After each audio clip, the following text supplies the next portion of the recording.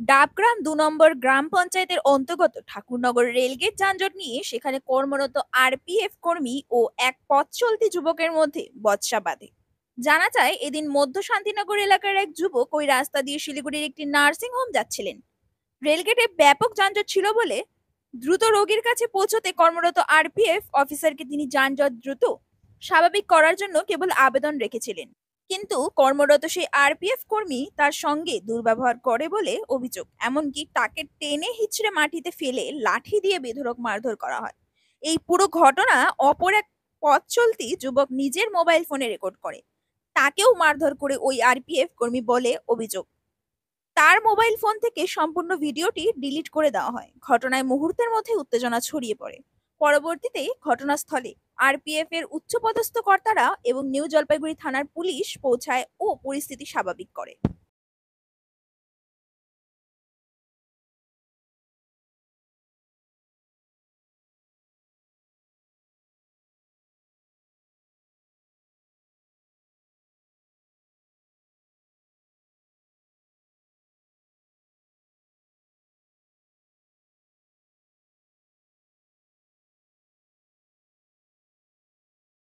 बोलना पड़ेगा, क्या बोलेगा?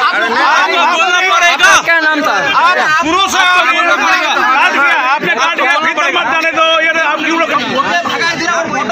हम लोग तो आपके बात पर उसको छुआ नहीं तो खींचने में कितना चल 2 मिनट। हाँ बोलिए, नाम बोलिए। समझदार है ना? हम समझदार इसलिए नाम जो भी लेना है कुछ भी करें आप आ जाइए थाने पे। थाना पे तो हम जाएंगे। ऑफिसर से बात कर लीजिए। अरे भैया आप लोग सुनिए, आप लोग उसका नाम, देखिए मेरी बात नाम सुनिए। आप लोग एक समझदार राजकुमार क्या है? आप लोग एक समझदार आदमी हैं, ठीक है? वो तो करेंगे भैया। कर्मचारी से रूप कराना पड़ेगा बाद में। नहीं आप उसका नाम बताइए ना। राजकुमार क्या है? राजकुमार क्या है? राजेश तोमर। राजेश तोमर। ठीक है, क्या नाम बोला? राजेश तोमर। राजेश तोमर से सवाल कर रहे हो। जब ऑफिसर था उस समय आप लोगों ने कोई सवाल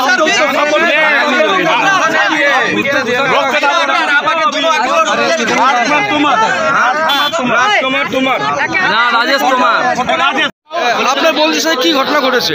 ও অনেক কিছু ঘটে গেছে, যেটা বলেছি আমি তো নিজে চোখে দেখেছি। আমি আমার বন্ধু যাচ্ছিলাম, গেট বন্ধ ছিল, একজন রেল গেট পার হয়ে যাচ্ছিল মানে নিচ দিয়ে, তখন ওর গাড়ির চাবি নিয়ে রেখে দিল, লাঠি নিয়ে আসে, হ্যাঁ লাঠি নিয়ে এসে রেলের চাবি নিয়ে রেখে দিল। তারপরে যখন ও রেল গেট খুললো তখন আমরা আস্তে আস্তে যাচ্ছি, তখন জ্যাম লেগে গেছে মানে রেল গেটের উপরে। তখন আমার বন্ধুরা শুধু বলেছিল, স্যার এখানে দাঁড়িয়ে ছিল আর আমি তো দেখলাম ওনাকে শুধু বলেছিল যে আপনি জ্যামটা শুধু একটু সরান, ঠিক আছে? এবার হাত দেখা এভাবে বলছে জ্যামটা সরান, ওনার ওটা ইগো লেগে গেছে, ওটা ওনার ইগো লেগে গেছে। তারপরে এসে ওইখানে কী করলো, যায় বলো কি বললি স্যার? আপনি বললাম ইগো, আপনার ইগোটা বেশি হয়ে গেছে আপনাকে বলাতে। ও কি করলো, গাড়ি থেকে ওকে টানিয়ে ওকে না, প্রথমে লাঠি দিয়ে মারলো, মারার পরে বাইকটা ফেলে দিল, আমিও পড়ে গেলাম, আমি পিছনে বসেছিলাম। পড়ে যাওয়ার পরে ওকে টানতে টানতে নিয়ে গেল ভিতরে, এখানে নামায় এখানে টানের শিচায় ওকে মারলো, এখানে মারার পরে ভিতরে নিয়ে যায়, অনবরত মারলো। তারপরে এই ভাই ভিডিও করেছিল দেখে এই ভাইকে নিয়ে আসলো, সব কিছু ঠিক আছে? এগুলা সব আমাদের লাগবে, যেগুলা মানে এ করেছে। আমাদের একটাই দাবি যে আমাদের এই মানে আরপিএফ বা আইনের প্রতি আমাদের একটা মীমাংসা চাই। আপনার বন্ধুর নাম কি? যাকে মেরেছে? অমিত দাস। আপনার নাম? বাপ্পা সাহা। কোথা থেকে কোথায় যাচ্ছিল? আমাদের বাড়ি যাচ্ছে, আমার বাড়ি ভালোবাসা মোড়ে। আচ্ছা, ওর বাড়ি হলো জলেশ্বরী বাজার। আমার বাড়ি অম্বিকার, আমি যাচ্ছিলাম এদিক দিয়ে।